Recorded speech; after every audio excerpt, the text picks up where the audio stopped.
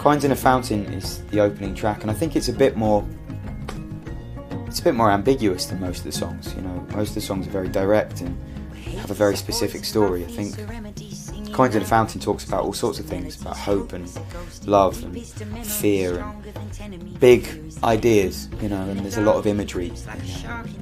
I think it's a nice opener. I think it sets the tone for the record. It's quite an interesting production. There's a lot going on. There's lots of percussive elements and glockenspiels and xylophones stuff. And it's a warm, sort of soft opening to the record. Yeah, I really like it. I think it's an important track. 27 is a song that I wrote unbelievably when I was 27 years old.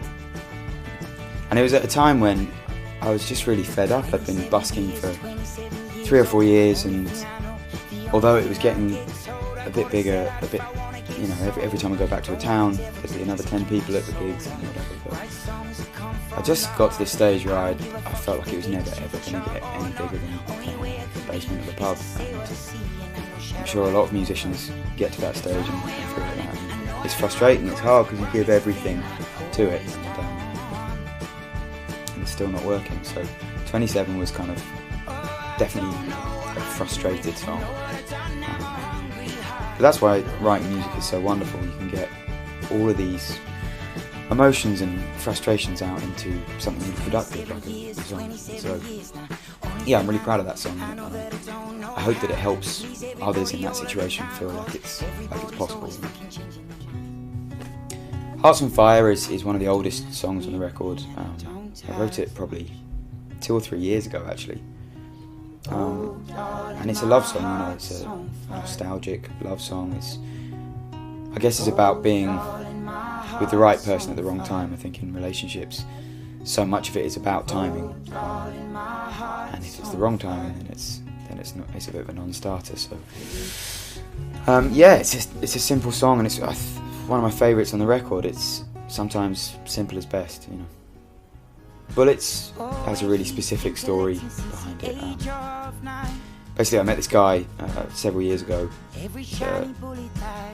friend of mine's dad, and we ended up staying with him for a night. And he'd been collecting bullets since he was a kid, since he was 8 or 9 years old. Over the years, he collected this vast collection of bullets and built all these lovely cabinets to house them in. And it was kind of like this little bullet museum in his spare room.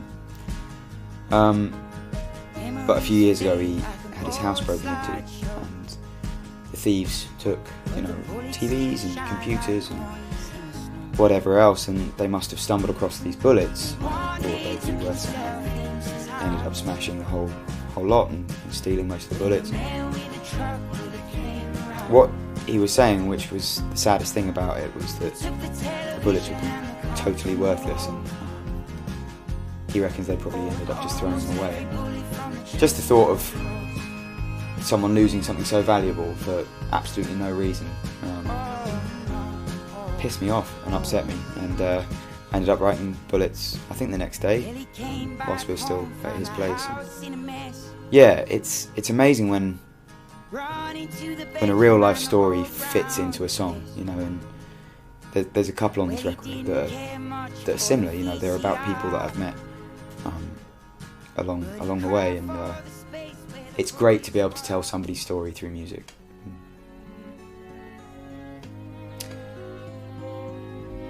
Golden Leaves is a sad song. It's about a couple getting older together.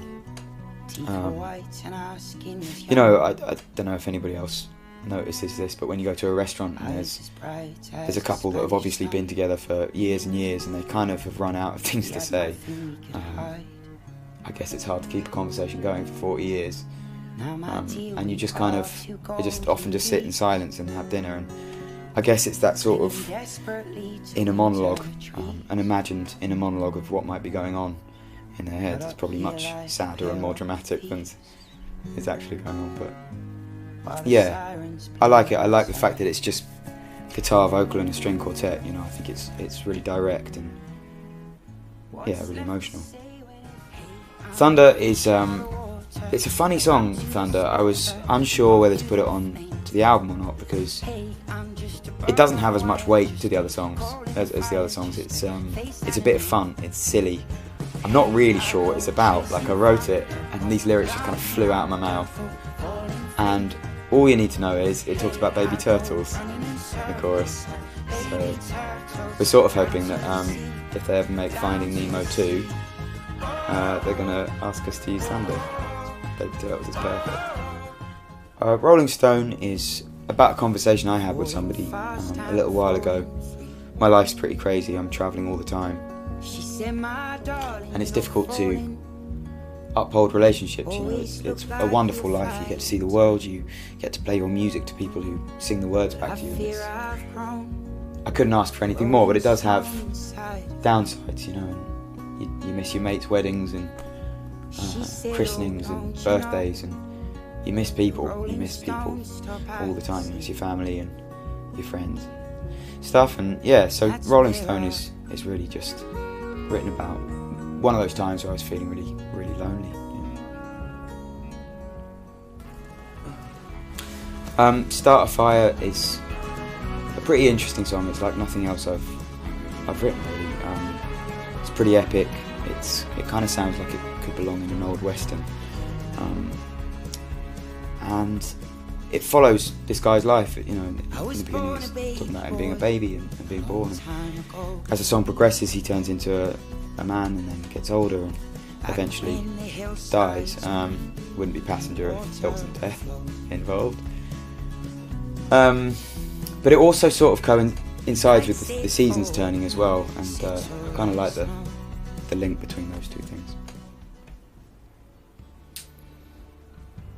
Whispers is the title track of the album, and I think I didn't realise it at the time, but I wrote it just after things got crazy last year with Let Her Go.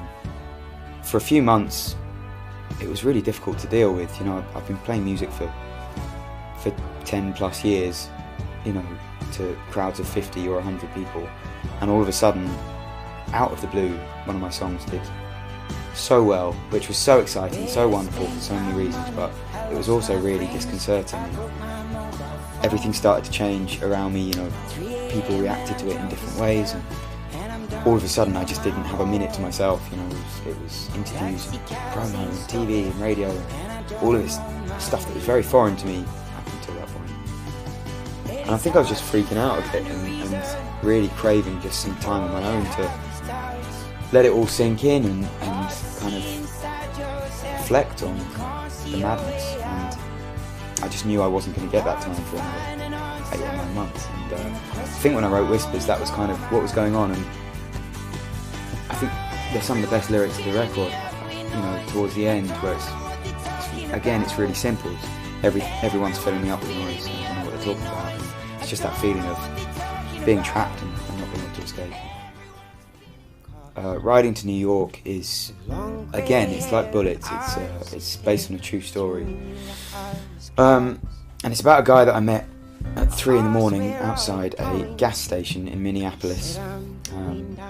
I was going to buy cigarettes, and he was sat there smoking one, and we got chatting, and it turns out he was dying of lung cancer and was riding across the United States to New York to live out the rest of his days with his family and his grandkids. And it kind of put it all into perspective, you know, buying these ridiculous things and smoking them, and having this guy talking so honestly and so sadly about, you know, his situation. And so yeah, I didn't buy cigarettes that night, and then I wrote that song over the next couple of days. And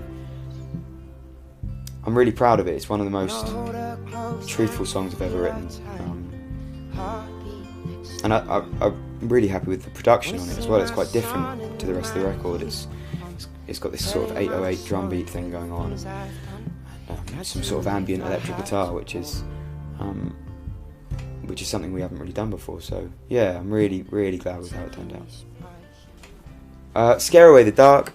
It's a bit of a rant, really. I guess it started with the idea of how technology is taking over the world and our lives. And you know, I especially notice it because when I'm playing a gig, you just constantly see oceans of mobile phones staring at you. And you know, back in the day, you didn't have that. You'd have faces, you'd have human faces and reactions and eyes, and I don't know. It takes some getting used to. And it started with that, and then it's social comment really on where society is at and the way we kind of rush through our lives. I don't know, waiting for something that probably won't ever happen. And we kind of, I don't know, trying so desperately to capture everything with our mobile phones that we miss what's really going on. So all good stuff. But yeah, and I'm definitely not judging anyone. Like, I'm just as bad on Facebook and Angry Birds and everything else as everybody else is. But it's just, I guess it's a little reminder to go camping every now and again.